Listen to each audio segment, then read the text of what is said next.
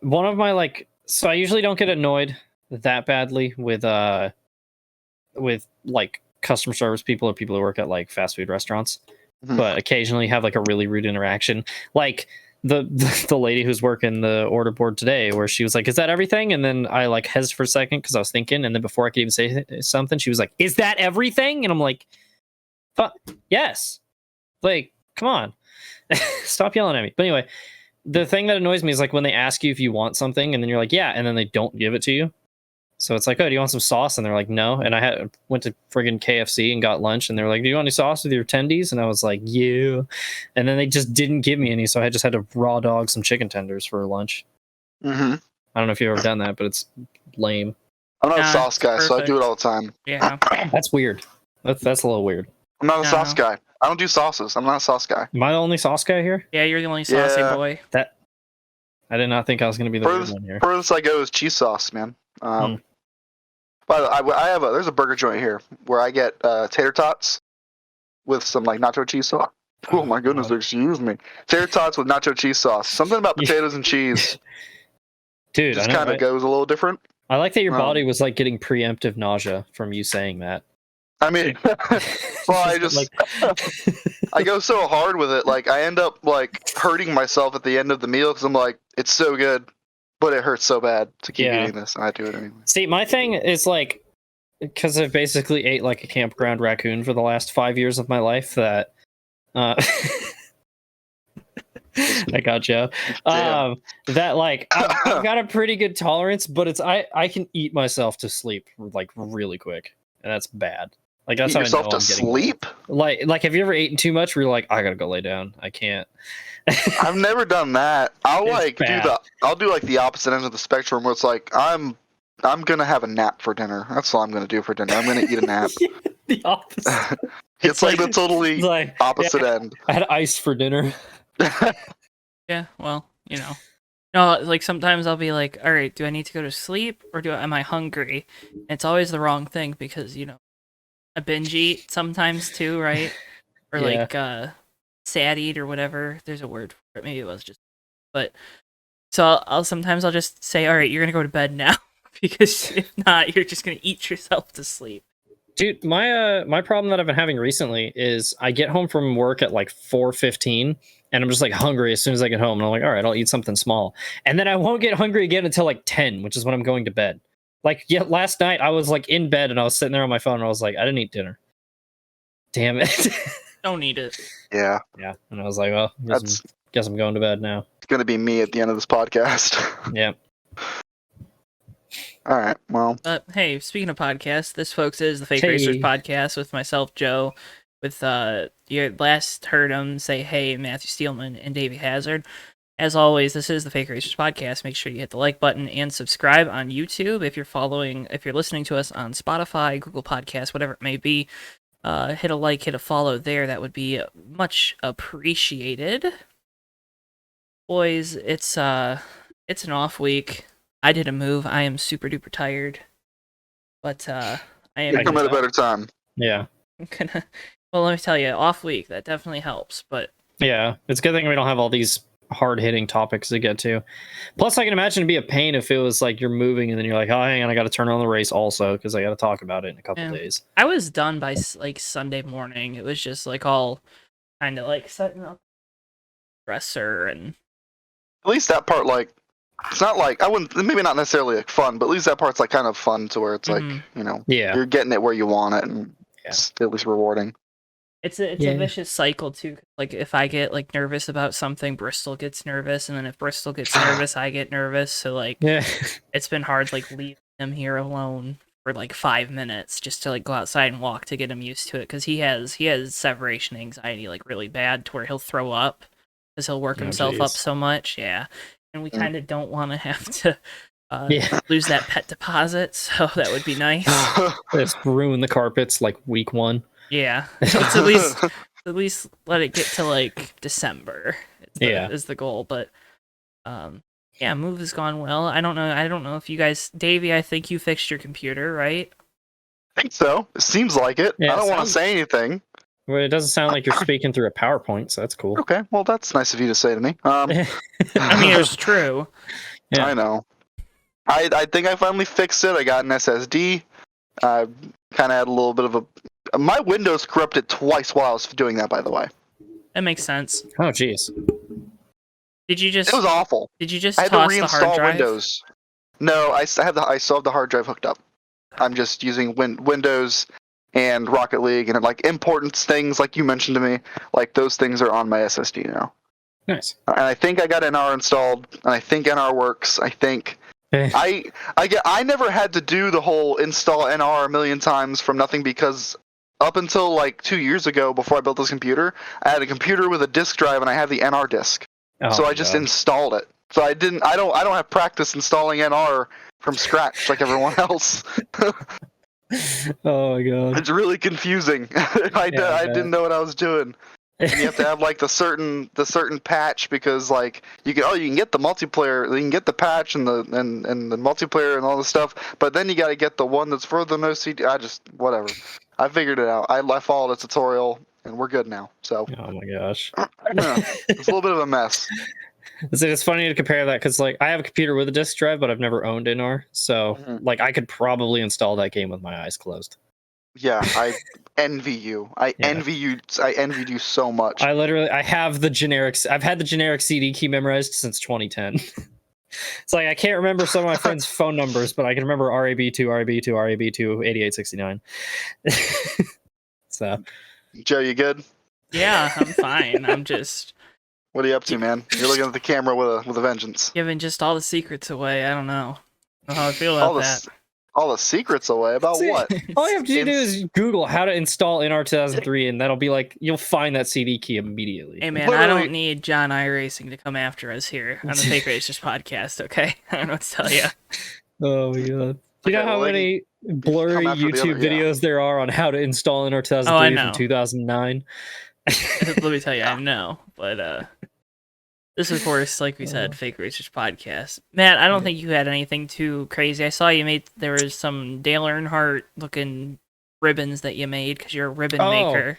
Yeah, we had a. I left them in my car. I should have gone and grabbed them beforehand.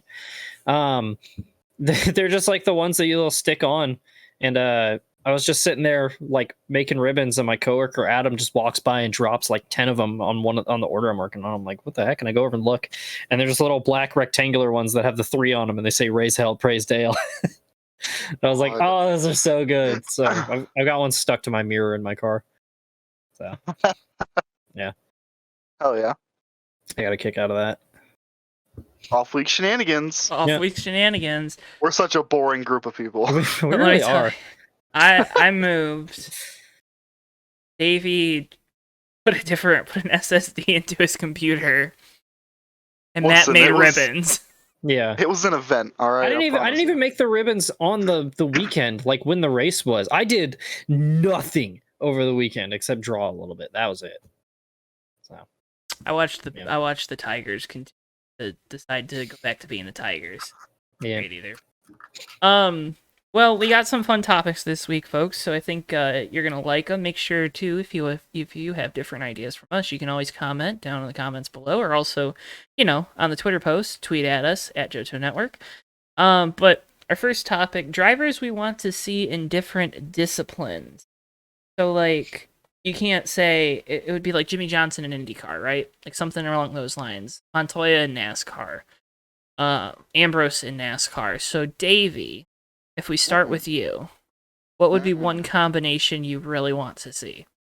Now, are we trying to kind of be close to NASCAR with these ideas, or are we down to switch them up? What's the... It can be any driver, any series, anything. I gotcha. Just something that they haven't, done before. I want Kyle Busch, and he'll never do it. I want Kyle Busch while he's still young. Just grab a helmet and just travel and drive stuff. Oh yeah, one-offs everywhere, and just have him see what he can do. I want him to run everything he can while he's still young, because I mean he's just insane. The car control's insane. I mean, he knows how to drive a race car. I realize there's probably a lot of people that are going to be like Kyle Larson, and yeah, okay, Kyle Larson's really good, but I just, Kyle Larson's good, but Kyle Larson's kind of boring. Kyle Busch would be like genuinely exciting to watch, and people would tune in for that. I would watch Kyle Busch race anything. Absolutely. I'm gonna just kind of do one and pass it along, and we'll come back around because I'm still kind of thinking a little bit of really good ideas. Yeah, I'm trying to think of more. Because last week I obviously said Ernie Francis coming to NASCAR would be awesome, and he's already expressed a ton of interest in it. And not even just as a road ringer, but just like he's already shown he can run short tracks. So exactly. I don't understand if you're Penske and you don't have anybody in your pipeline, like why not put him in the 22 for a season and see what happens?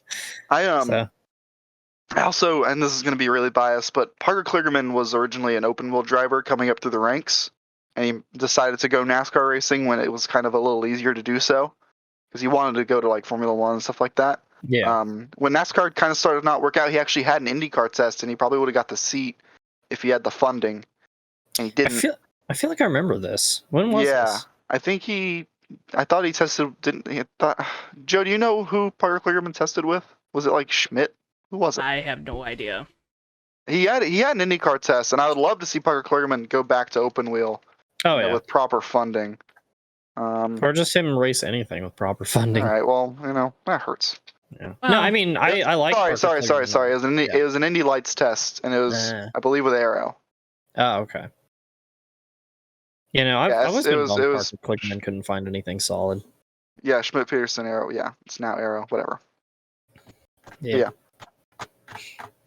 Who else? Joe, what you got?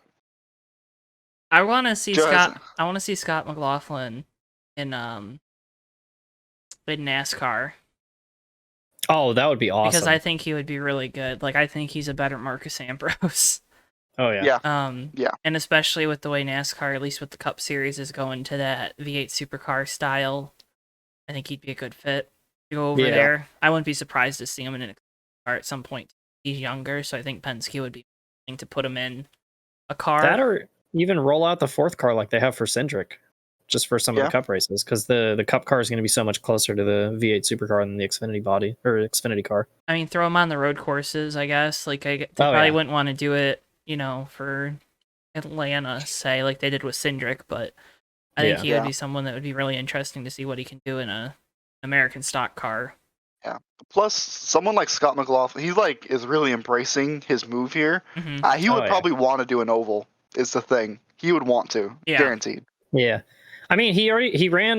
Didn't he finish on the podium in Texas this season? I forget. I think he did the second race. Yeah, so he's already. I mean, you couldn't really pass at Texas in IndyCar, but still to run third all day, that's not that's still pretty impressive. Yeah. So, I don't think... Yeah, he finished second at Texas. Yeah. I don't think the jump to, the oval racing is as crazy as we've been taught. I think a lot of it has to go to drivers' adaptability. And I think a younger guy will be able to adapt a lot better than a guy that's maybe run open-wheel cars on road courses 10, 15 years.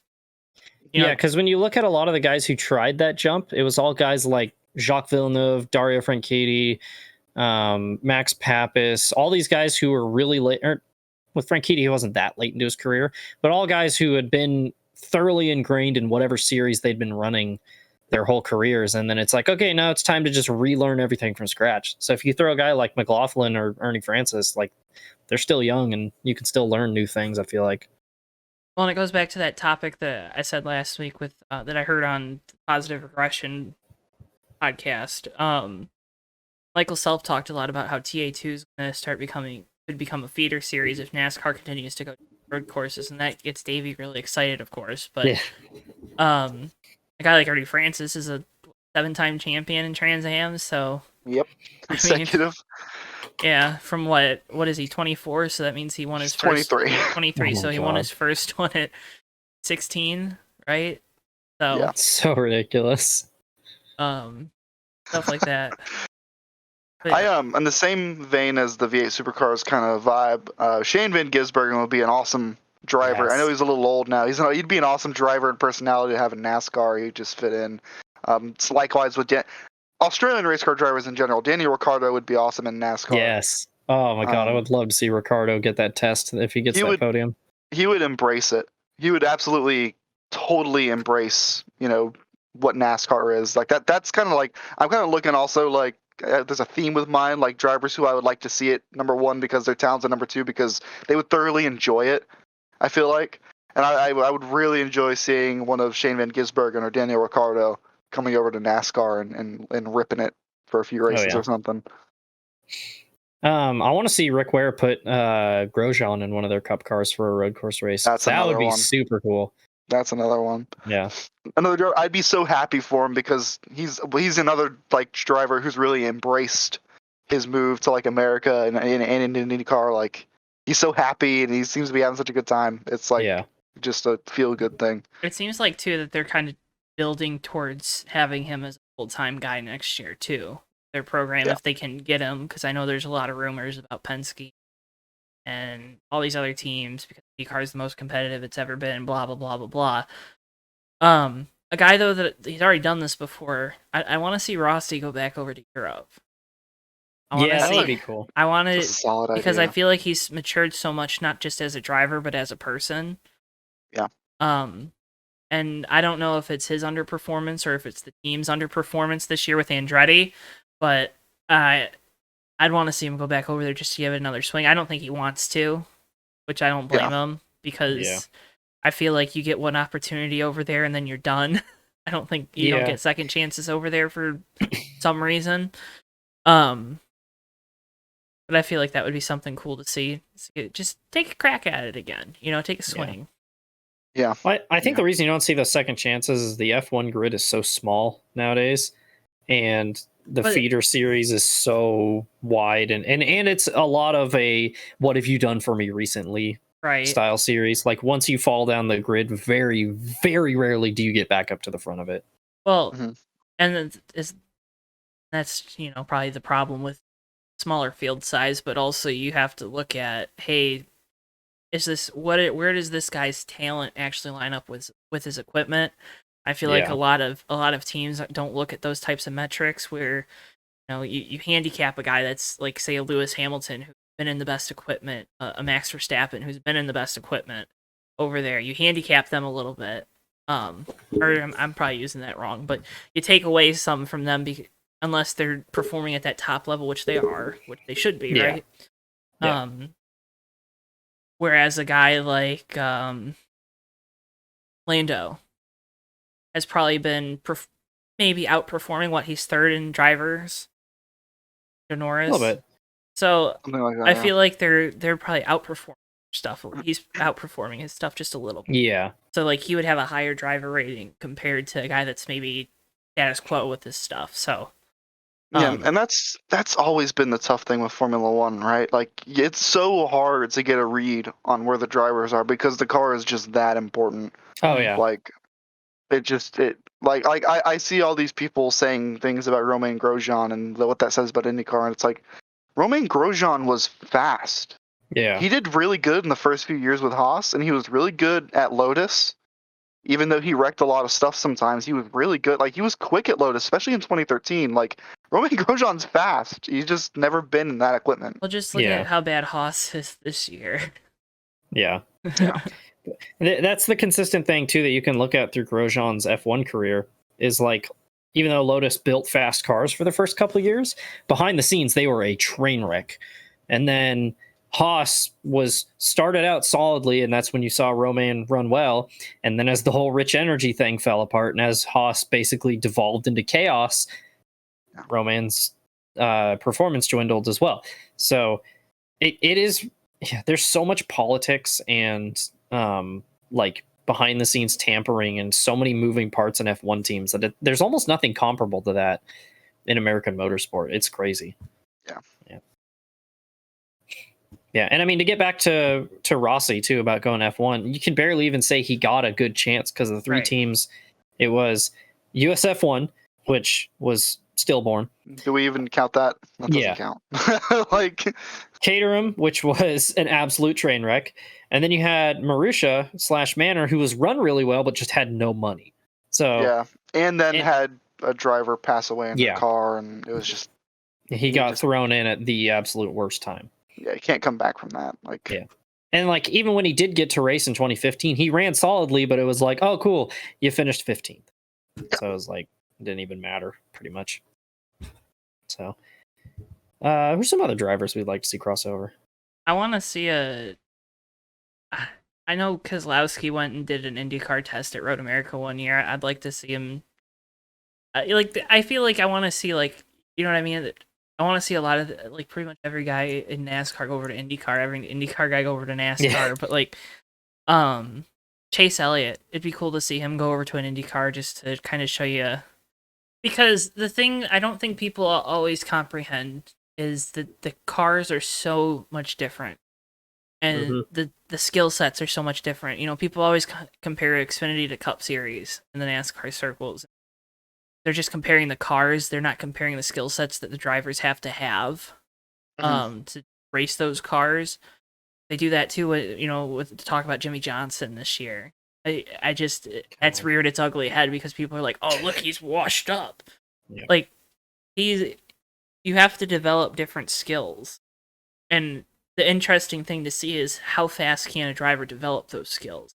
That's like seeing a Kyle Busch go and just run anything with an engine. Kyle Busch is anything with an engine. There, new video game idea. New video game. Weird. I don't think it's ever been done. I don't think so either. But seeing stuff like that, like, it's about seeing their adaptability. That's why, like, Kyle Larson last year, the thing that I thought was impressive with him is when he got into a full body late model, and he performed really well. Yeah. You know what I mean? That was pretty cool. Because it is a different discipline. Oh, it's still on dirt. It's still it's a lot different.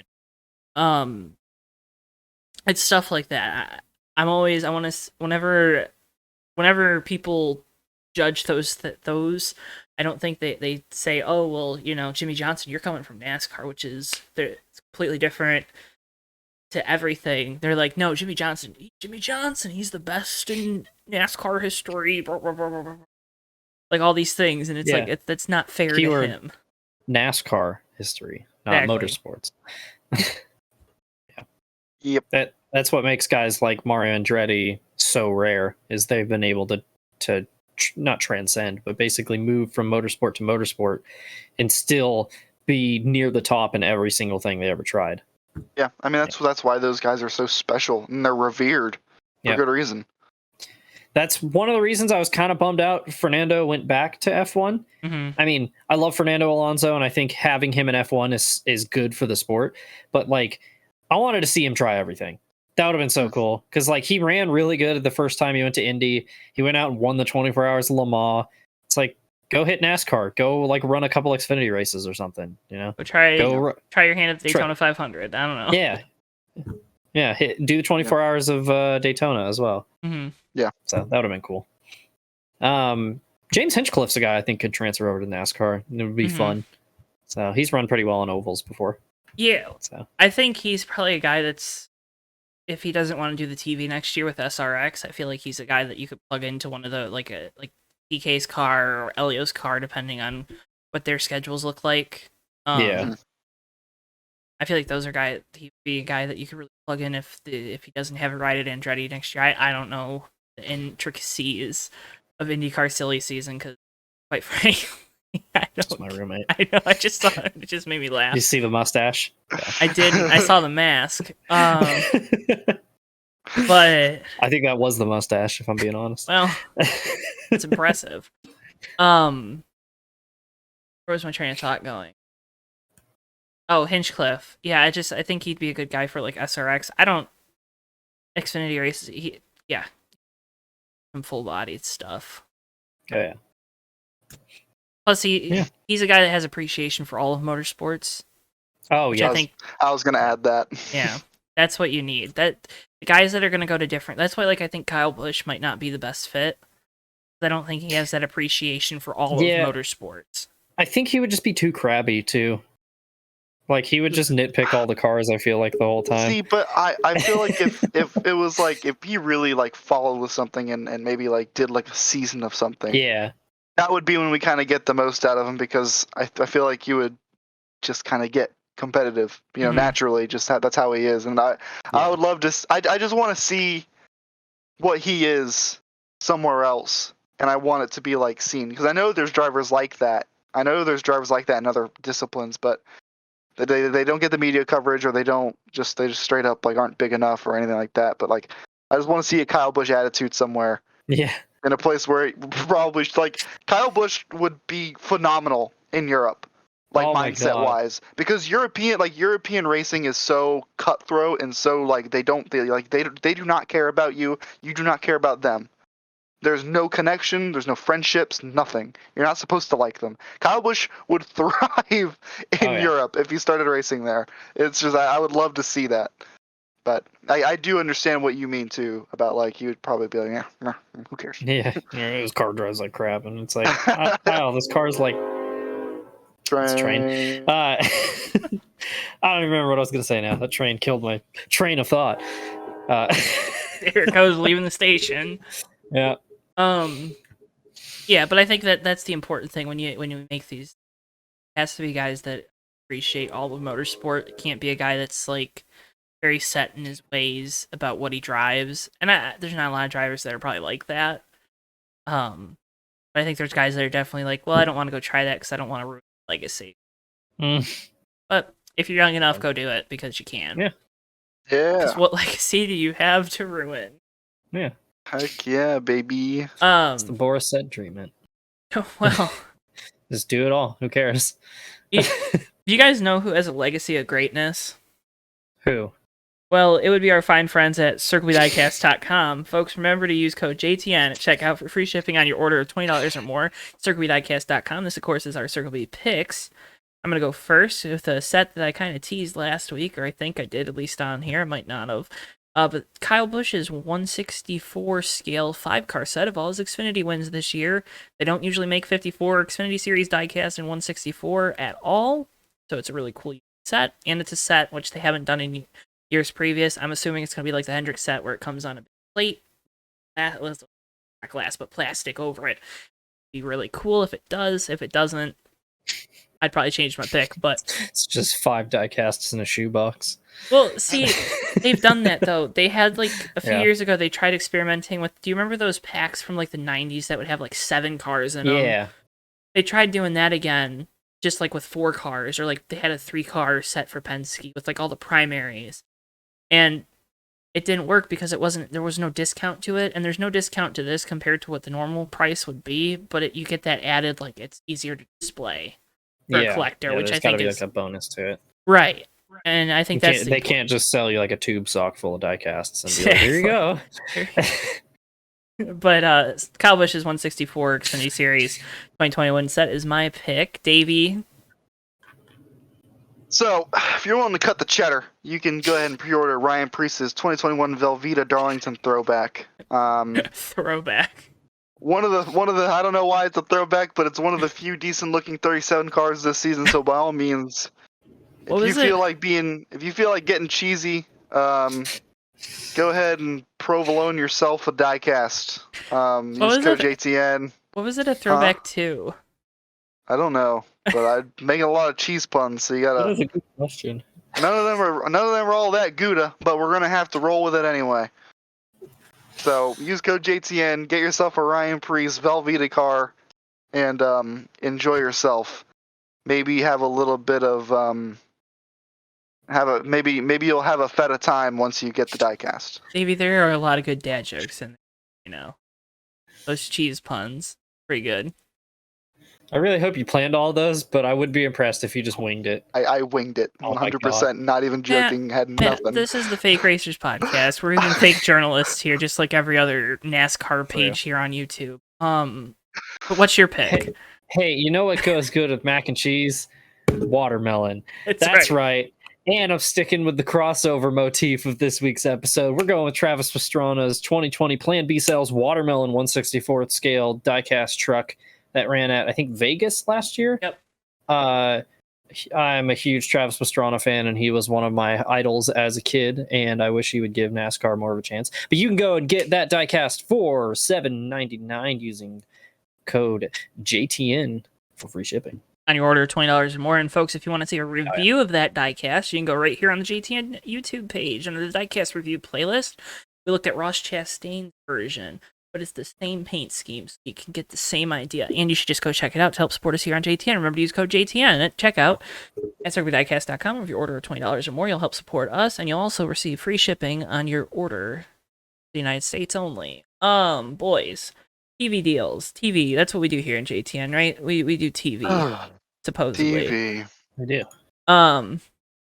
And by we, I guess I kind of just mean me in Bristol. Who was doing such a good job here in the background, as you can see. But there's we touched on it quickly last week, was IndyCar's new TV deal with NBC. And of course, folks this week in the NASCAR world decided to start freaking out for no reason whatsoever about the new NASCAR TV deal because it's coming up in 2024.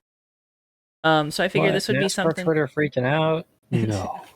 I figured this would be something good to talk about. So, lowdown on NBC's IndyCar deal. It's 18. It's like 12 races on Big NBC, and then 2 races exclusively on Peacock, and then the rest on USA Network and Peacock. Assuming the other races will also be on Peacock. Folks need to understand this. I have been hearing for years that I want commercial-free coverage of American motorsport. And NBC goes, oh, we have this great streaming service that you pay $5 a month for. And you can get that commercial-free stuff. They've done it with their WWE, because they bought the WWE network rights in the United States. Mild success in terms of stream quality. I'll give them that, because we had some bad... Last pay-per-view just shut out randomly in the middle of one of the main events, but that's okay. But the IndyCar coverage was really good throughout the month of May on there. You got all the practices. And again, commercial-free coverage. Now guys, I think people have been crying for that for like 10 years now, right? Commercial-free coverage of... So... Because Sky does it with Formula One, so everyone does it. Which I agree. You know, Sky's charging £600 for Sky Sport F1 or something stupid like that. But you know, I want to give them like 50 and I'll be all set. Yeah. I get it. That's a weight joke. Well, what's even better about it is it's like everybody complained about how it's like, oh man, like they took The Office on Netflix and now it's only on Peacock, and it's like, hey, now you have 2 things to go get Peacock for. There you go. Well, and there's no commercials. Well, so here's the thing: the Peacock Premium, which is it's included with everyone who has Xfinity Internet, you get Peacock for free, and Xfinity has a stranglehold on internet in most of the United States. So yeah. Just a heads up to everybody out there. If you got Xfinity Internet, you have Peacock if you didn't already know. Also, $4.99 a month is the premium. There's also a $9.99 option where you get no commercials whatsoever. $4.99 is limited commercials. Dale Jr.'s show, Lost Speedway, is on there. It's pretty good. Some episodes are but a lot of it's pretty good. It's good content. You have a bunch of IndyCar stuff, practices, qualifying. I could see them moving Track Pass, the NASCAR stuff, over to that eventually once this media rights deal, try to bundle it up. Put it on Peacock, because it gives, again, what they try to do with these streaming services is they try to get as much content as they can, right? Live sports is a big content market. Sunday Night Football is going to be on Peacock. You'll be able to stream it on Peacock. That's going to be huge, too. Exactly. So, it's just all these things, they're good. Like, I don't understand. Well, we got 2 races on Peacock. Oh, the viewership's gonna be terrible. They're not gonna release the numbers. I'm pretty sure all the WWE pay-per-views have been fine since they've moved the network to Peacock. Like, it's not... I don't know. It grinded my gears. Boys, it grinded my gears. Yeah. I can tell. No, go ahead. Sorry. I have nothing to add to TV stuff. I turned race on. I watched. Yeah, I mean, I already stream most of my races anyway, so it's like. No, I mean, legally. No, I mean, I do them legally. Yeah. Like, I'm not being facetious right now. I do. My parents have DirecTV, and they have like the sports subscription, so I use their login, and I watch through Fox Sports or it better be NBC Sports. So, I mean, yeah. And that's the big thing too for people at home. Like, just most households have internet nowadays. Like, you have to have it. It's a necessity at this point. And it honestly, I think it makes it more accessible. I think people are kind of blowing it out of proportions. Like, oh no, two are on a streaming service. Oh no. Like, shut up. 2 of your races are on a streaming service. Yeah. Like, it's one of those things where I was like, I guarantee you have a streaming service you're paying for that you don't use. So just cancel that subscription. Yep. And put it towards the one that you'll actually use. And the other thing, God knows I don't use Hulu at all. So. Yeah, but you get it with your Spotify if you're a student. Hey, yo. Yeah. But that's the thing. Like, people have with cable, cutting the cord has been a popular thing as of late. So the more and more they can bundle into these, like ESPN has, you have ESPN Plus, you have Disney Plus, you have Hulu, you have, you have Peacock, Netflix. You have all these things that are really good, and they're really accessible for a younger generation too. On top, I mean, you said it right there. You stream everything. I stream everything now that I'm back at university. And Davey, I know you stream everything. So, like, I don't see the issue when, like, your 2 races that are going to be on Peacock are, like, Texas and Barber, because seems like that's a race they usually put on NBCSN. Yeah. So, and also, like, there's already, like, even without cable, there are streaming television services that you can buy that are exclusively so you can watch a streaming service, like non-cable things. Because, like, I'm not gonna lie here, I share like a cable account with my sister because she has daughters who watch TV, so I just use that to watch like races and stuff, and other stuff in the Premier League and soccer. So, like, if I didn't have that though, I would just there's like Fubo and stuff like that, like other streaming television services that you can sign up for that give you logins to those other streaming services. Like, there's so many options for you to watch a race. And, like, a streaming service isn't going to kill you, especially if it's a streaming service that offers minimal to no commercials, which is, like Joe said, what we've all wanted. I'm going to be happy about it if that happens eventually. I'm going to embrace it because I mean, if it's something like F1 where it's just got a little logo in the upper right-hand corner of, like, Mother's Polish. Like, I don't think people understand, too, that those ESPN simulcasts of Sky Sport, ESPN pays, they don't pay all that much for the coverage, and then they get advertising revenue from Mothers to broadcast that commercial-free. Like, people just don't, they're not I don't even think they actually make money off it, because originally they like spliced commercials in, but because there's no planned commercial breaks, like Brundle would be talking about something, he would just get cut off and they'd go to commercial. And people complained about it so much that ESPN started broadcasting commercial free.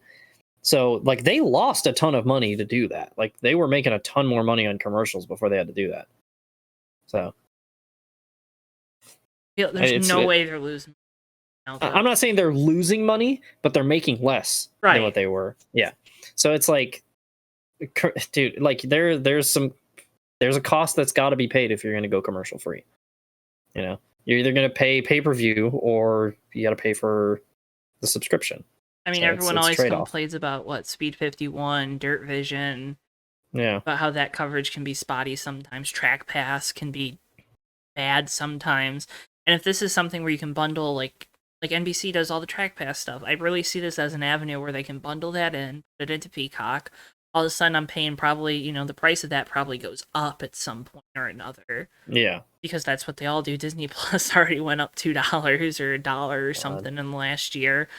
But if they can bundle those other things in, they're going to have Premier League Soccer on Peacock. They're going to have, like, all these things. It's just, people are dumb. With all that being said, ideal racing coverage. This is because we have to have fun topics tonight. Can't be all serious. Yeah. Yeah. we kind of already talked about how do we consume it. We all said we streamed it, so I think that's probably an avenue that would be good to go down for all of us. But what would be your ideal booth combination? You get 2 or 3 pit road reporters, and then a host for like a pre-post race show.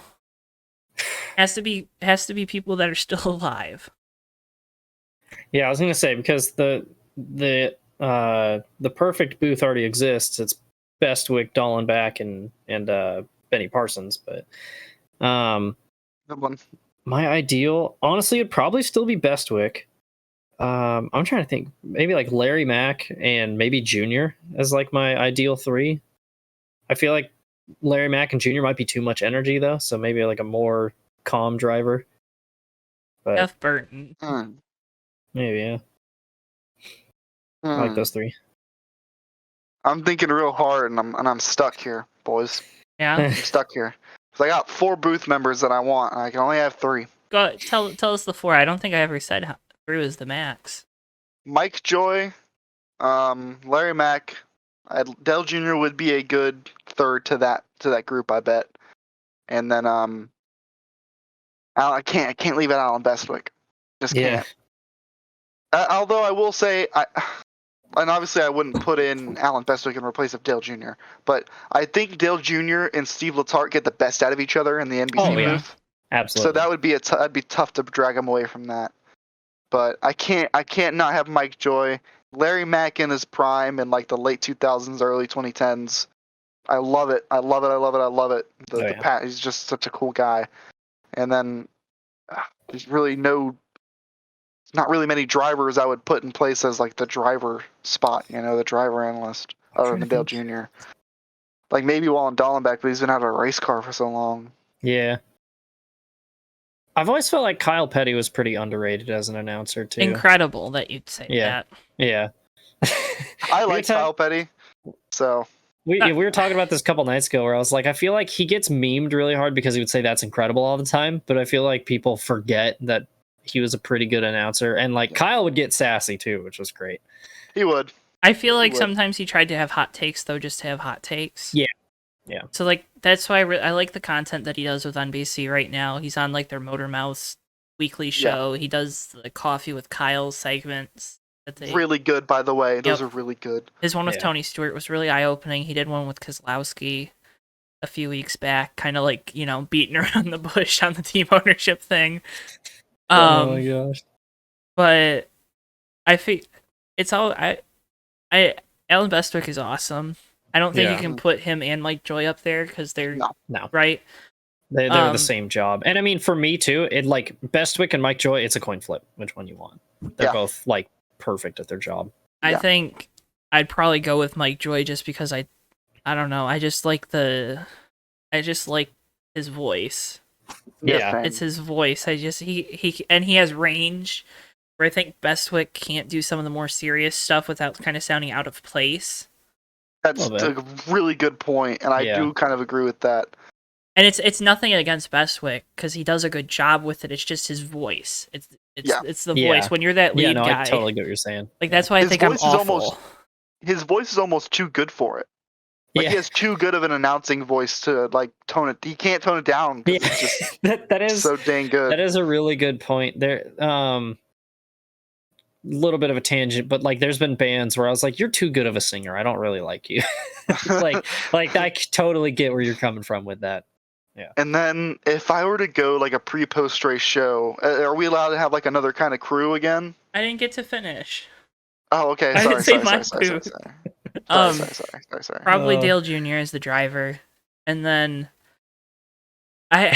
Larry Mack has always been great, but Davey's point about Steve Letarte really gets the good out of Dale Jr., and I think Steve Letarte is really, really good at his job and very underrated at it. Oh yeah. I think I think Steve Letarte goes down as like one of those classic guys if he stays in the booth for as long as they do. It's because he's good at mixing, like he gives you enough engineering crew chief information, but he doesn't give you too much to where you feel like you're overwhelmed by it. I think he very naturally knows where to find the balance, and I think he talks about that a lot when he's talking about, what does the crew chief say to the driver in this situation? You know what I mean? Like, and I think Yeah. that's how he plays it. Like, okay, well, what do I actually tell the fans at home? Well, something similar as I would tell a driver in the situation. I'm also not afraid to call out crew chiefs, which I think is awesome. Yes, I love when Letarte that's so gets mad. fun. I love when So Letarte gets fun. mad. It's so good. It's like the trade-off between like Letarte and Larry Mack, and this is not a criticism either, is like Letarte has more recent knowledge, but like Larry McReynolds is legitimately good at play-by-play when he's like America's something happens while he's talking. Yeah. Like Larry Mack has some great calls, even just like piping in to kind of accentuate whatever Larry or whatever Mike Joy was saying. So it's like with Steve Letarte, you don't get that same kind of like spontaneity, but you get a ton of great knowledge and insight out of him. So and I think that's why he and Junior work together so well, is because Junior's the kind of hype man, and then Letarte's the down to earth guy. Yeah. Plus, there's already that good relationship. Yeah. Yeah, that too. But Davey, you had your pit reporters, I think it sounded like, or your studio person. I had my studio people because I feel like it would be maybe a group of 2 or 3, and I'm drawing a lot of inspiration from NASCAR Trackside, NASCAR Race Day days. Kyle Petty, because you brought him up, I loved it. I love it. Yeah, he's got funny hot takes, but whatever. There's going to be someone that's going to be that guy on that group probably. So might as well have it be Kyle Petty. They have to be alive. Yeah. Yeah. I was gonna say Steve Burns. Yeah.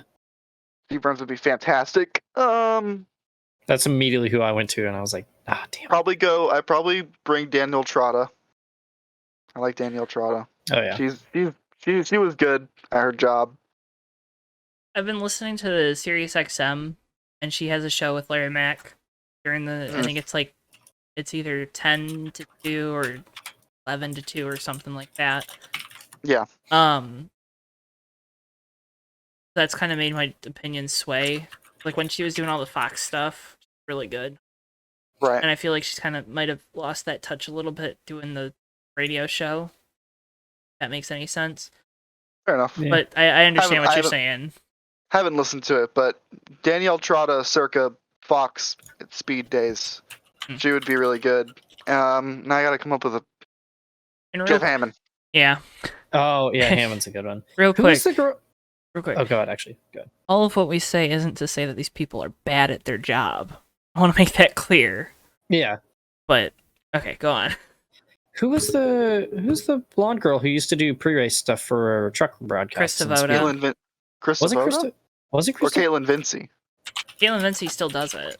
Yeah, but it was Chris Devoto. I always really liked Chris Devoto. She'd be really good on the she's good thing. Thanks to Jack Collinsworth.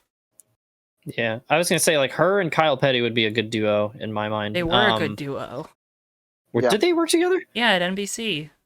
Because that's she got released from them this past off season. Oh gee, I've watched like no pre-race stuff over the last year or two, if I'm being honest. So that's why I didn't even notice. I've always liked Jamie Little as a pit reporter. He's a good pit reporter. My other one, Dick Berggren in his prime was really good too. Yeah, it'd be Steve Burns if he was still around. And these guys obviously aren't eligible because they're drivers, but I really loved when they had Blaney and Bubba as pit reporters. I thought they did a really good job. Stenhouse did a pretty good job too. Yeah, I like those guys. If they were to hang them up, I hope they become like pit reporters or something. Yeah, for a studio show or like the pre-race, I would have Alan Bestwick leading it. I think his voice is really it's an attention grabbing voice, and that's what you want for pre-race. And then Kyle Petty would be really good to have with him. Dale Jarrett. Kyle Petty and Dale Jarrett are so good together on the NBC stuff. That's a freaking good point. Dale Jarrett is really good. And I think he's done a really good job stepping into that role because he was when he was with ESPN, he was doing the color commentary, right? Yeah. But I think he's done a really good job stepping into that role of being like a pre-race, like Rusty Wallace was. We forgot Dr. Jerry Punch. I haven't done my pit reporters yet, so don't you dare say a thing about Dr. Jerry. But I haven't done mine yet. Yeah, I was gonna say. I just realized I forgot. For my pit reporters, I just want Matt Yoakum back. Yep. Oh yeah, Matt Yoakum is great. I don't know why. I don't know why they got rid of him. Well, I do know why, Yeah. because money, I'm sure. Or Regan Smith, something Regan Smith, but Yeah. Yeah, my pit Hold on. reporter's got to be Jamie Little, pit reporter. Jamie Little's really good. Dr. Jerry Punch. If Parker Clearman can't be in a race car, I love Parker Clearman on pit road. I feel like he does a really good job. Yeah. You know who's good also that we haven't talked about, or who's kind of underrated? Jesse Iwuji's a good pit reporter too. I feel like I think he's done truck races before. I'm sorry, I turn my ears off when I see him on TV. he's on NBC. Oh, yeah, I like what he's done so far. I mean, he's better as a pit reporter than a driver. So yeah, I haven't cared for his stuff. Not that he's done a bad job. I just don't think they frame it right. He doesn't. They're like, Jesse Iwuji, current Xfinity Series driver. He's had 1 star. You mean the Fox truck broadcast doesn't frame stuff right? What? No, he's on NBC's Xfinity broadcast. Yeah, I got that wrong. That's right. I just assumed since he always does the truck races and he always wrecks out of them that he's a pit reporter. Have I ever told you guys about how Jesse Iwuji to me is like a parody of a race car driver? Yeah. Because he'll do like interviews and stuff, and he's always in his fire suit with his helmet under his arm, and he's like, "Ah, yes, it is me, race car driver Jesse Iwuji." Like he's got to convince people. And again, I'm not Jesse Iwuji, great dude, just not a very good race car. Oh, nice guy, yeah. Wonderful guy. Like the guy a lot. Just go race a late model or something. Kind of a menace. Yeah. All right. Actually, no, I think I'm done. So. Okay, so we're all done with that one. We're all good. Yeah. Okay. That one went a little. Didn't really go too. Actually, wait. Can I take this quick moment to say, why do people keep penning Kevin Harvick as a future booth guy? Kevin Harvick is terrible in the booth. Stop perpetrating that. The media. Brad's been okay when he's up there. I think he needs to probably tone it back a little bit with some of his stuff. When they had him and Joey for that Texas Xfinity race, it was awful, I thought. Harvick's he's just so monotone. Like he would have to be the play-by-play guy. If you have him up there, he has to be the play-by-play guy. I don't even know about that. I feel because they keep making him like the lead guy. Like they make him like the Mike Joy of the broadcast, and he's terrible at it. What, Davey? Just Kevin Harvick. It's like I almost get a kick out of how bad Kevin Harvick is in the booth. It's one of those things where they're like, "Oh, he's a great driver, so he'll obviously be good in the booth," and it's like, no. I never cared for Chad Knaus when he was. Yeah, Chad Knaus is not a very. I think he was trying to flex his brain. Sometimes I felt like everyone said he was really good, and I just never saw it. He's really good, like on those weekday NASCAR shows. I feel like he does a good job where you there, have more time and you can actually frame what you're talking about. Yeah, he's really good at that. I don't think he was ever good in the booth personally. Yeah. What are the other smart guy though? The younger guys have all been pretty good broadcast. Eric Jones is sassy in the booth, and I love it. Yes. Him and Bubba at Darlington was great. Oh, that was such a good broadcast. I loved when it was when they were still dating, obviously, but when they had Ricky and Danica do the pre-race stuff, I loved that. That was hilarious. So. No, Jimmy did a race in the booth too, didn't he, with Chad?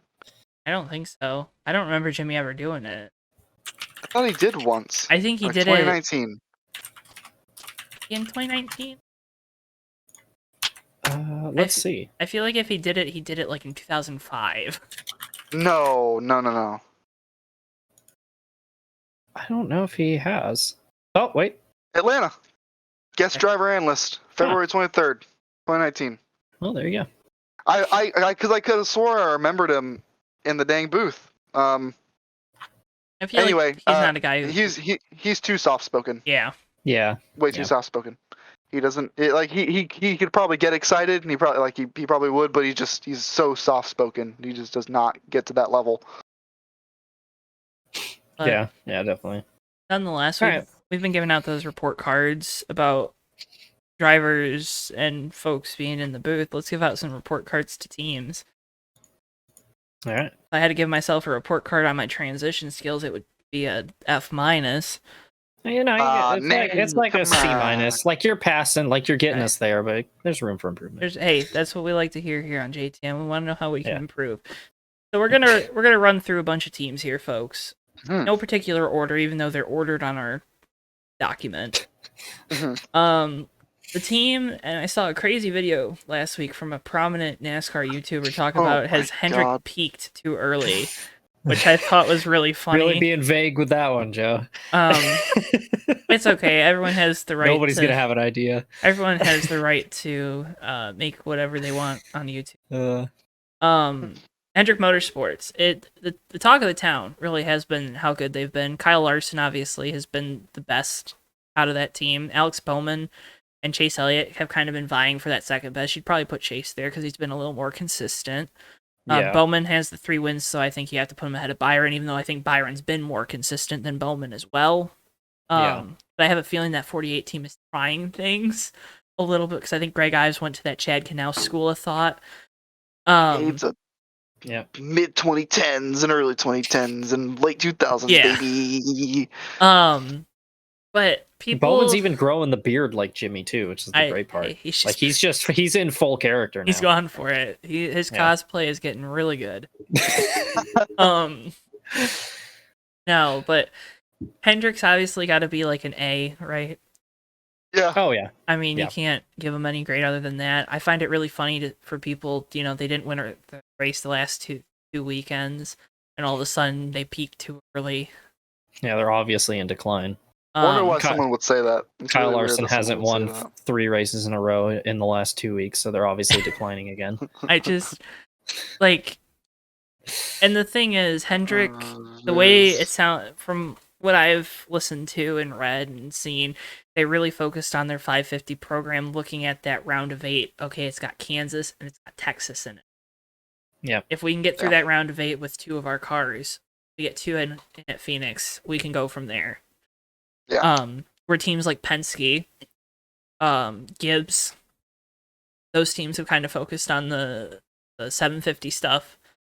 Supposedly Stuart Haas has as well, and I think that showed last weekend at Loudon. It showed at Nashville, where the 10 and the 4 were both quick. The 14 was quick at Nashville, so was Cole Custer until something happened with him. But to the Hendrick point, this last weekend was nothing out of the ordinary. Last few weeks, they're not declining. I think people just got used to them running like 1, 2, 3 every week. Yeah. And it's like, you can't do that every week. It's not going to hold up. It's like not other teams are sustainable. going to figure out what you're doing, but when it comes down to it, or like NASCAR. Yeah, Larson has been the strongest driver this season, and Chase and Bowman have both been kind of hot and cold, and William Byron has been really good at finishing exactly 4th. Mm-hmm. So, like, they are the team to beat when the playoffs come around. Yep. Yeah, there's really not much more to say about Hendrick. I mean, they're just running well and executing on a regular basis. Yeah, and that's the thing, too, is they're not getting caught up in dumb stuff every week like they've been doing for the last few seasons. Even when they piss away a race at Pocono, they still win. Yeah, when dumb stuff happens, like, well, we're running 1-2, so it doesn't matter. I'm just going to work down this list. Joe Gibbs Racing. Obviously, Christopher Bell took over the 20 coming into this year, won the second race of the year. Denny Hamlin, I think, is still the points leader.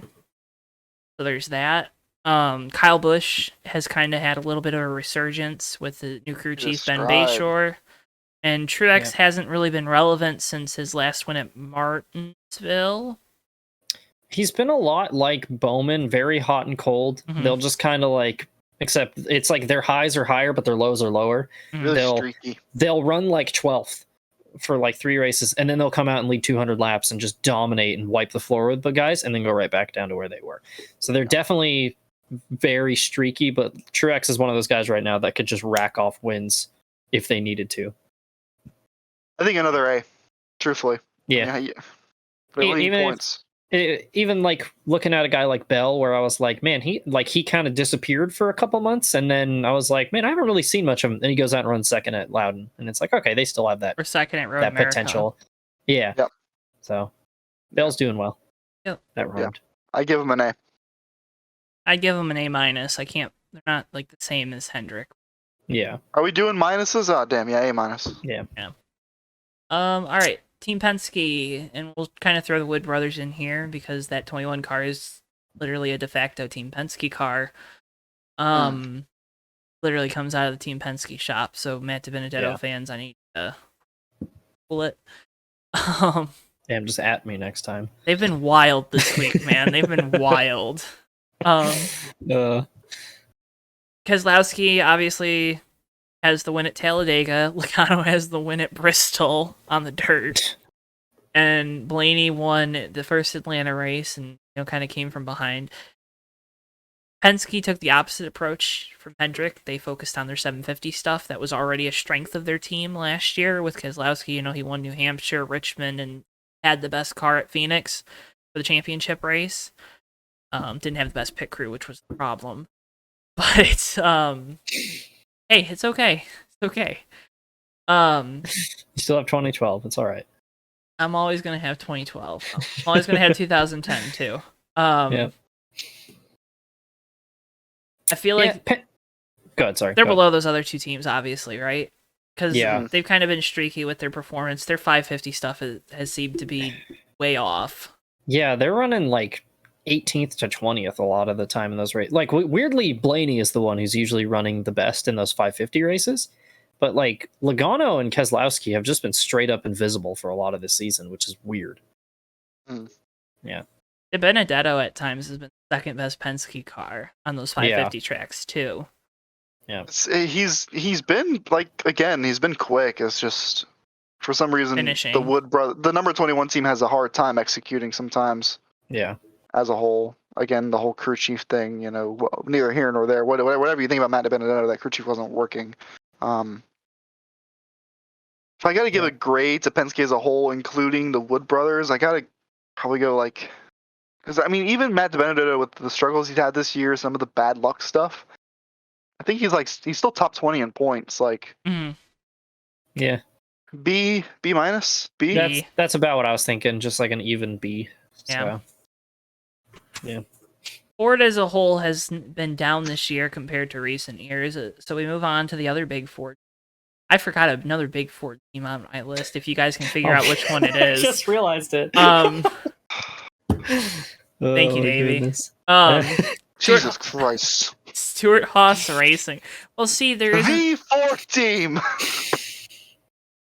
Yeah, it's not like Ford makes production cars with their name on it or anything. Nope, never. Stuart Haas Racing. I think this is a team that's it's pretty easy to give them like a C, a D, and F. Yeah. I think the hot take thing would be good enough for the year. Yeah. It's almost like you're just Stuart seeing Haas back. It's Stuart Haas. They look like they've just turned into RCR, so like Harvick can't escape that. Where they're just like, yeah, we'll run like 20th every week, except Kevin Harvick will drag this car kicking and screaming to like 5th every week somehow. Yeah, not a banner year for the Stuart Haas Racing banner. Yeah. I Nailed it. So, in a lot of Rodney Childress's early season interviews where they were talking like, oh, you guys seem to be struggling, he was very pessimistic about how they would be the rest of the year. So that gives me the idea that they aren't spending that cash money like a Hendrick Motorsports is or JGR on either developing the current car or working on where they were weak last year. Well, where were they weak last year? 750 stuff, right? Yeah. But it seems like their 750 stuff is better. Like it has been better. Yeah. The last couple races. So I don't know. I almost think they're just kind of phoning it in this year and just waiting for next gen and trying to get a head start with next gen. Which then why do you bring Chase Briscoe up to the Cup Series if that was your whole plan for this year? I think it was like Boyer was going to retire and they're like, let's just put Briscoe in it and let him get his feet wet and just kind of write off this year. So yeah, because like who do you put in that car for a season before? I don't think Boyer was going to leave though until they told him Briscoe was going to be in the car. No, he was, because Briscoe said that they invited him over to I think Tony Stewart's house for dinner or something like that, and that's when they told him that Boyer was retiring and they wanted him to take over. So yeah, I knew the whole like he went over to Tony's house and they had the car wrap thing. I didn't. They told him that. Yeah, it was. They pulled him up because Boyer was retiring. Yeah. Well, I give him a C. That team as a whole has really struggled. There's been bright spots for Briscoe, for Custer, obviously for Almirola. Harvick's been consistent, but he hasn't been good. Before Almirola's win, I would have given them a D+ or a C-, but I'll give them a straight C too. Yeah. They're Yeah, passing. Almirola's win definitely bumps him up, and Harvick's kind of improved form recently. And like Briscoe's had a couple good runs this season, or as of late. Custer's just been invisible, which is weird because like he started out the season really strong. I felt like like there were some races early on where he would run like P12 or whatever, hovering around the bottom of the top 10, and I'll be like, hey, Custer's running well, and then he has just dropped off since then. So that, or I just haven't noticed him. But yeah, I'd give him about a C. So Great C. Yeah. Take it or leave it. So let's move on to the other Foundation Ford team, Roush Fenway Racing. Obviously, a lot of turnover coming in the off season. Newman's going to be leaving the 6th car. Keselowski getting part ownership of the team. Did I forget something else, Davey, or you just? No, you're good. Okay. I messed up.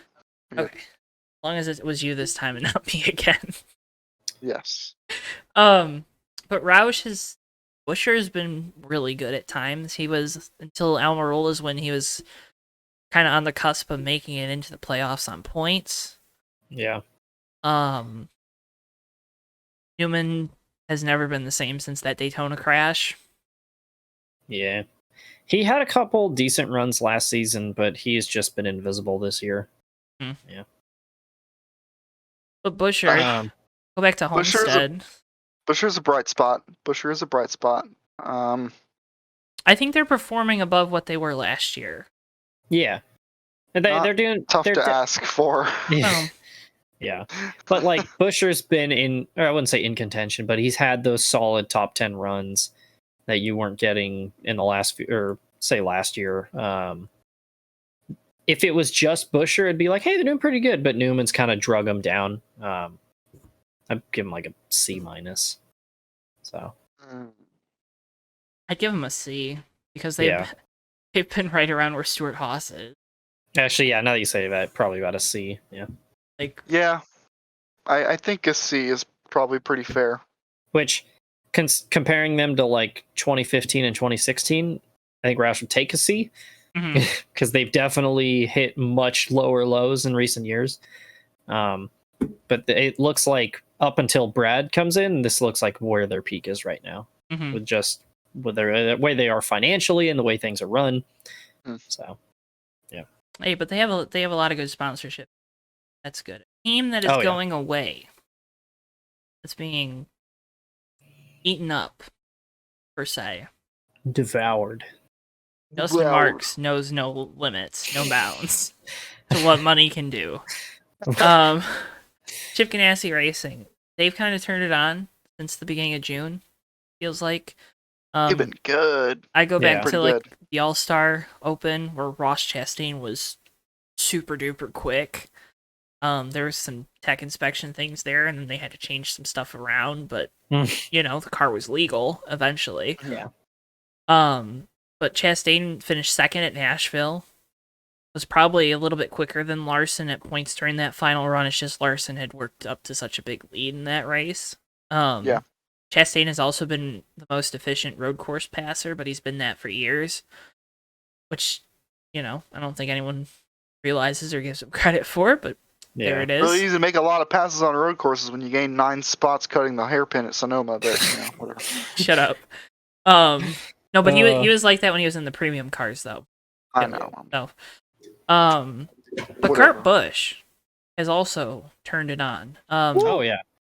They were terrible to start the season too. Like Ganassi was struggling bad, and then they're flying now. It was like they had started to run really well, and then the Justin Marks sale was announced, and then both guys were like, "Oh, we're racing for our jobs now." To that point, it sounds like Ross is going to land that second car because a lot of signs are pointing Kurt to a second 2311 car, but I just don't want anyone to say it in the comments, but someone will. Looking at you, John. Anytime I say no one will say something in the comments, he always does. Yeah. John's always listening. Love you, buddy. Always listening. Like the most John thing I've ever heard. Yep. Always listening. Ganassi has been really good as of late. Kind of course correcting for the team. There's probably a lot of guys too on the team that know that their jobs are on the line. They got to perform outside of the drivers. I don't think we think about that enough. Probably outside of fabricators and stuff that are probably hoping to go get an Xfinity Series job or a Truck Series job after this year, unfortunately. Yeah. But Ganassi, I'd give him a B plus, B. I know that's going straight B for me. Yeah, that's what I was thinking. The start of the season doesn't warrant the plus, but if they keep it up. Yeah. I was gonna say, I think that B plus idea was kind of recency bias. A little bit, but that's okay. Yeah. I could have just said, is Chip Ganassi Racing a championship contender? They won a race. Put a picture of Kurt Busch screaming, getting out of his car. Yeah. Big arrow. Yeah. Big words. Hey, we're working on our clickbait here on JTN. God, I'm just like salivating at the thought of that clickbait.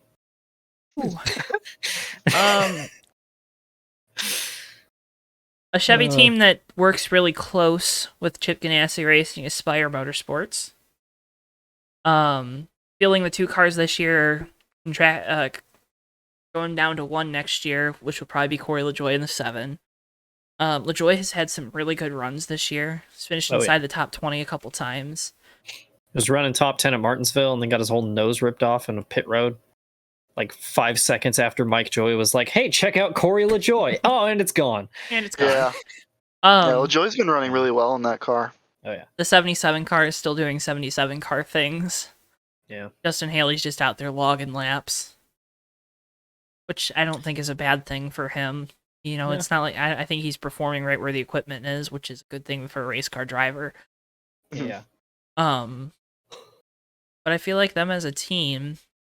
So if I'm adjusting my grade for what the team is, put them in a C plus. Yeah, that seems fair. Yeah. Are we weighting it like that? Is that how we're gonna do it? I don't know. I just think they're punching above their weight level.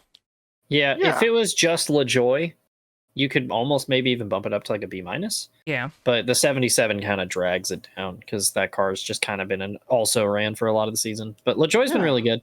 So yeah, if we're looking at it from that angle where we're kind of weighting it to where that car should be, probably C plus all day for me. I mean, they've run so well. Corey LaJoie's had so many good runs in that car. Obviously the 77 car is going to do what the 77 car is going to do, but like, it's not like the 77 car. It's not like Justin Haley's been getting into a million accidents or anything like that. Like a few of the other teams that we have on the list. It's I don't know who you could be talking about. Could be a lot worse. So I'm going C plus for Spire Motorsports. Oh yeah. Okay, so C plus there. Let's talk about a new team on track this year. 2311. The supposed 5th Joe Gibbs racing car that isn't actually a 5th Joe Gibbs racing car. Twitter. By Twitter, I guess I mean Facebook, probably. Yeah. Yep. They've had speed at times. Bubba Wallace in that 23 has been better than he was in the 43, I think. Speed-wise, maybe not finish-wise. Because I don't think the crew chief on top of the box is making the calls like he should. Yeah. It's been a weird thing where it's almost like positions like 11 to 20 are where it's like the bubble of stupid, where all the dumb stuff happens. And so it's almost like once you start running a little bit better, you put yourself in position to get caught up in stuff all the time, which is what's been happening to Bubba like all season. A brake rotor crushing in right above the like windshield. If he's running like 2 positions further back, probably doesn't happen. Mm-hmm. Or that's just been like the story of their season, is they just can't finish races, whether it's getting involved in stuff or mechanical issues or pit problems or bad strategy calls. This team should be like 15th in points, maybe even higher. And I don't think it's down to the driver. Like you said, Bubba's run better than he did for RPM, but the thing was the 43 team were closing out races so much better than what they have this season. And it's a lot of new team jitters. Like, this is a new team basically built from the ground up. It's not like Trackhouse, which is essentially RCR3.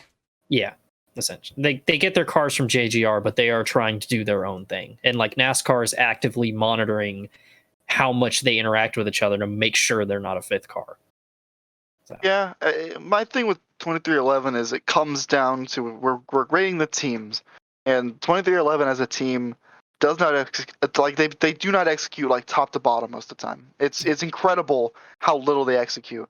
Not all of it's on Bubba, not all of it's on Mike Wheeler, not all of it's on the cars or whatever it is. Like, it's all, everybody does a little bit of something. Because I want, once again, for the millionth time, I'm a firm believer you make your own luck in motorsports. Yeah. Bubba Wallace runs hard. He puts himself in bad positions sometimes. Yep. However, Mike Wheeler also makes really questionable decisions. Hey, let's do 2 tires here on this stop at Phoenix real quick, even though we're running 11th. Yeah. And we know everyone's going to take 4. Yeah. It's a little bit sketchy. So I think as a whole, the ceiling is up here. But the floor, it's down in the valley. I mean, it's down there. They can miss. They can all miss at once, and you never know which one's going to do it. And it's you can almost expect it at this point. It's gonna makes it really hard for me to give them a good grade because I feel like they could be doing so much better if they just executed as a team.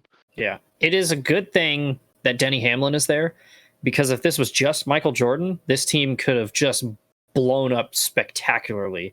Because like listening to MJ say things like, "Oh yeah, we think we'll win like 3 or 4 races this year," and it's like, you need to tamper those expectations much lower. Yeah. Like, that is completely unreal. You're taking a driver who's never won a Cup or an Xfinity race, and this is a brand new team, basically built from the ground up, with a crew chief who's really, outside of one good season, it's not really that accomplished. Like, it is a good thing Denny Hamlin is there to keep this whole group down to earth. Because this could have been like a BAR 1999 thing in F1 where they were like, we're going to win the championship. And then they scored 0 points. So like, they could have been a lot worse too. But it's a good thing that they have a racing guy there in charge and, helping Michael Jordan, who's bringing all the money and obviously has passion for racing, but he doesn't know all these things. So they've definitely been disappointing, though. You can throw a lot of money at racing and still be really bad. Yep. But yeah, I think that's a really good point about Wheels. I think he did a lot more good when he was the competition director last year at Levine than he does he's a competition director at 2311 too. I don't think people understand, like, he has a lot of other responsibilities outside of being the crew chief. I don't think that's a good thing for the team. No. I feel like there will probably be a crew chief change in the offseason with this team. I feel like you have to make that move. I was kind of surprised that they didn't get Jerry Baxter. They didn't try to poach him away from Richard Petty. In that 43 team, wouldn't be surprised to see a guy like Chris Gale, Jason Ratcliffe, who's crew chiefing for Harrison right now. Wouldn't be surprised to see maybe he goes up, and then you keep Gale with Ty Gibbs. I don't know. I think there's a lot of possibilities because the thing is, right, you're going to have those moving pieces within the Toyota lineup. I don't think that's like a Gibbs overreaching. Oh, one of our crew chiefs is going to be a crew chief over here because dude did it at Levine with Chris Bell. Yeah. So it is what it is. But this team, you have to give them a C. You can probably argue a C minus. Yeah, I'd probably go with C minus. And it's not like they haven't shown up with speed. It's just the results aren't there. Execution. Yeah.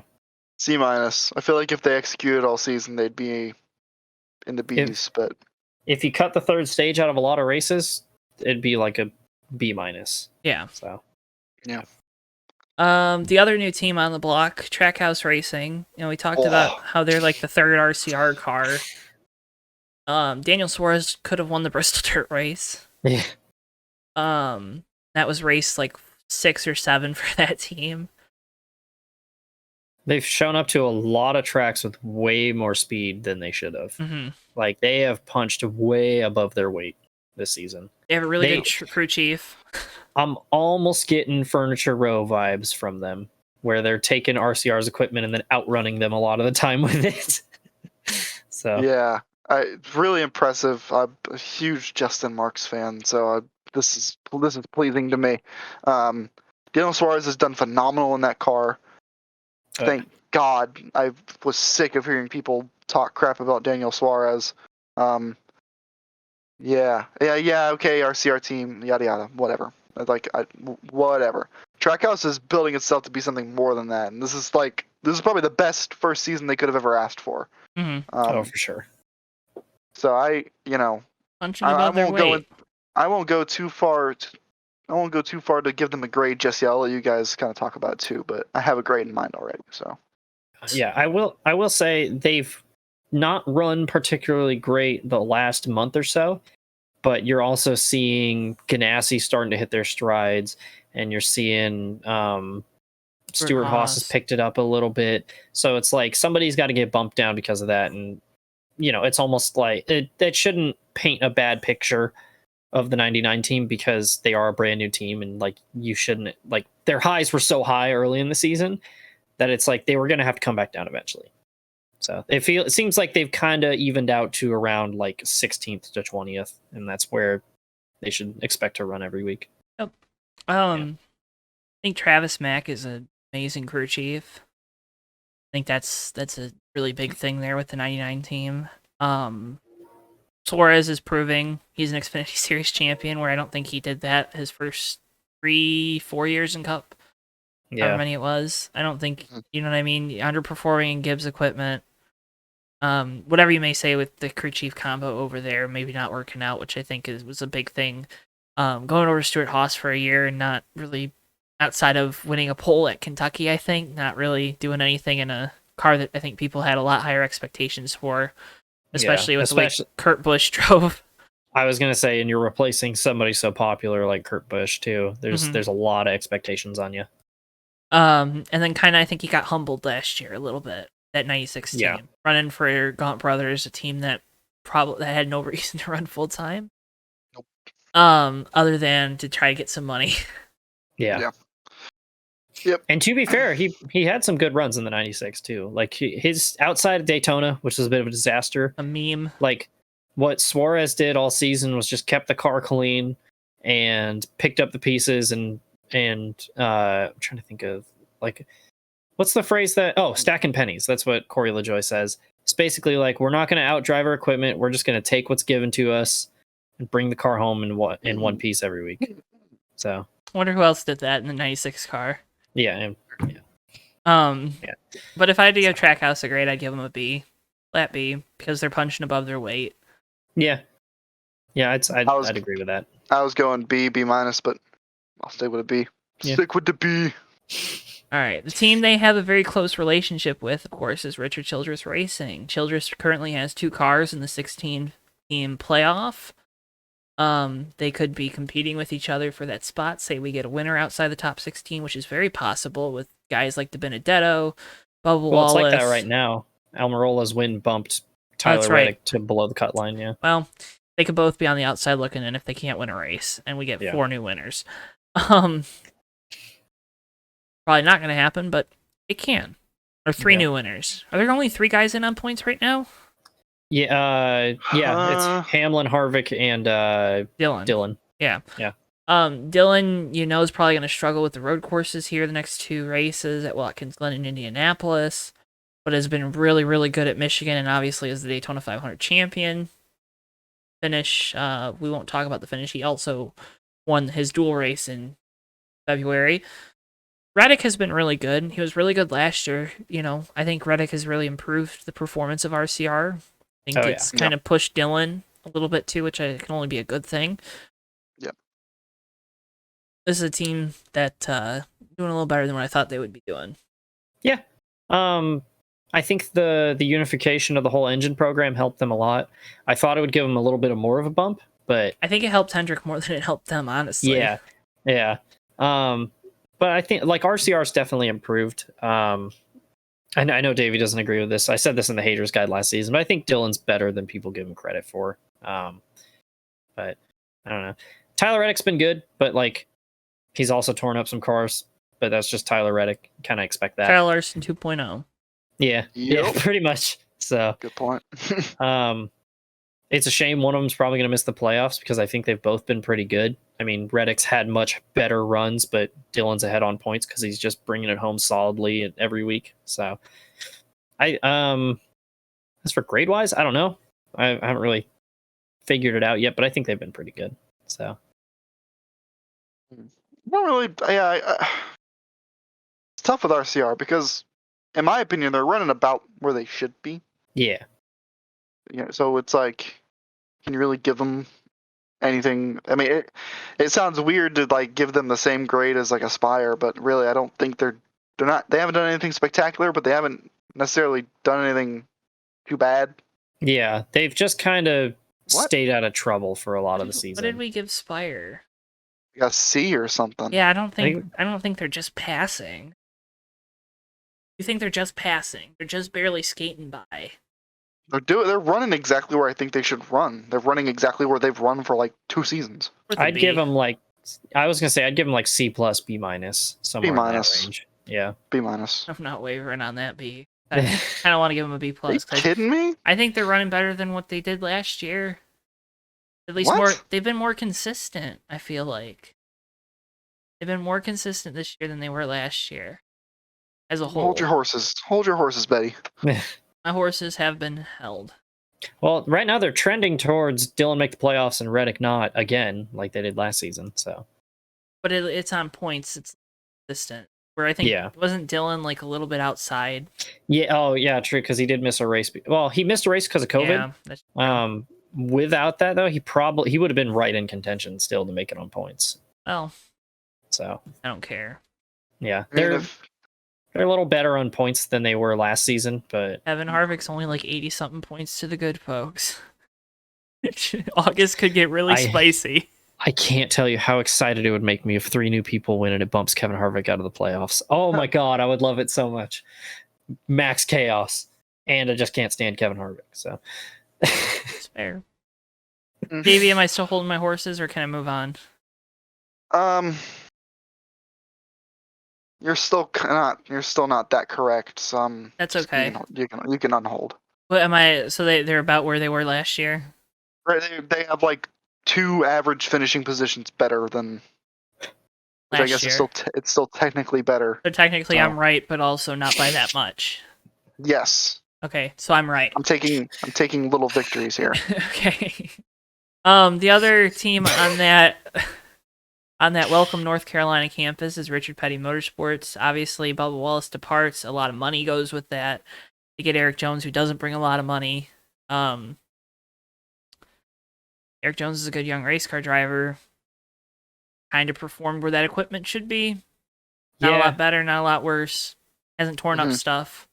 I look back at the 600. They should have had a better run.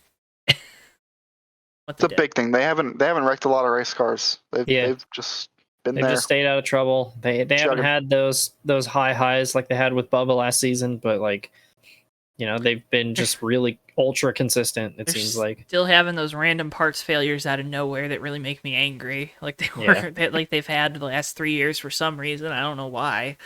I don't know if RCR. I don't think RCR would be testing some other guy's car or anything. I don't know. I just off season really made me sad as an Eric Jones because I still feel like he got the short end of the stick over at Gibbs, but a lot of guys have gotten the short end of the stick. You look at Matt Kenseth, you look at Daniel Suarez. I feel like they're just performing where they need to be. Think they're... Oh, yeah. Give them like a C. Which, it's not bad. They're just like, that's what you expect. Yep. So. Last actual Chevy team. ATG Doherty Racing. Obviously, Brian Preece has speed some weeks. Other weeks, he's just crashing. Stenhouse. Say the same thing about him. Yeah. They are so weird. Like, sometimes they can run better than RCR, and then sometimes they'll just be like, they're both 28th. They're Hendrick affiliated, too. That's what I don't understand. Yeah. They're like peaks and valleys, man. That team is unbelievable. One week Ryan Preece will be ripping it, Ricky Stenhouse absolutely ripping it, and then the next week they're struggling to find like the top 20, top 15, and then they get wrecked anyway, so it doesn't matter. Like Ryan Preece was really good in the Bristol Dirt Race. Still really proud of that call for choosing him for that race. Ricky Stenhouse has had his moments. Ricky Stenhouse is always going to be quick at the big tracks. Yeah. But it's it's an execution thing, right? Sometimes it comes down to the drivers, and they don't always finish. They sometimes wreck, and it's This is also a team that's probably going to contract before the end of the season. Yeah. I don't know if they can really field Priest for all 36. Holding out hope they can win a race before the playoffs and get that big check at the end of the year. Well, luckily they still got Daytona left, so. Yeah. But once again, I think Ryan Priest is a really good super speedway driver. Oh, for sure. Yeah. C. Yeah, I give him about a C. It's just like they're just so bizarre. I don't know how to judge them at all.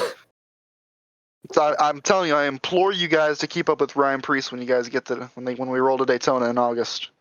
Yeah, I'm telling you, he's gonna find his way. He'll probably wreck, but he's gonna find his way to the front. He'll be there a couple times. He definitely will be there. Hey JTG, if you need sponsors for Daytona, just tell him Ryan Priest is good. You'll see him eventually up front. The last Ford team is Front Row Motorsports, obviously Daytona 500 winners, and probably the weirdest Daytona 500 ever, which I think people have completely forgot about, how there was a wreck that took out 25 cars probably. And then it rained, race. and then we didn't race till the next day, so most of the teams were already home by the time the race resumed. But I digress. Michael McDowell has punched above his weight class. Oh yeah, Anthony Alfredo. They have overachieved like crazy. With the 34. And the 38. Alfredo has improved. He has. That's not to say much, but he has improved. Yes. Yeah. Alfredo struggling this bad was something I think we all saw because he ran like 8 Xfinity races and they were like full-time Cup ride, and he's like absolutely. And it's all those iRacing Pro Invitational events. Yeah. And really, Michael McDowell was, he ran really good at the start of the season, He's unbelievably regressed. good.